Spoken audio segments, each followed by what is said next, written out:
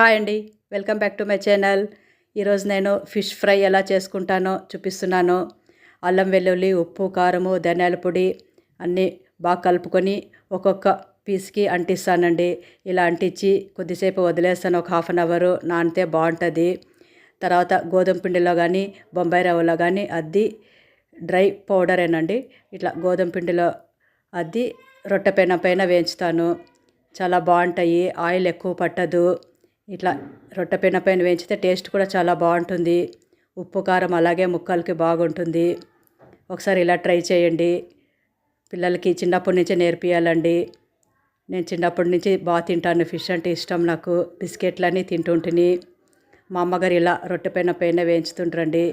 ఒకవేళ చేపలు చప్పగా అనిపిస్తే ఇలా వేడి ఫిష్లపైనే ఉప్పు కారము కలిపి ఇలా పైన చల్లడం అండి. తర్వాత నిమ్మకాయ పిండుకొని తినడమే. బాయ్ అండి.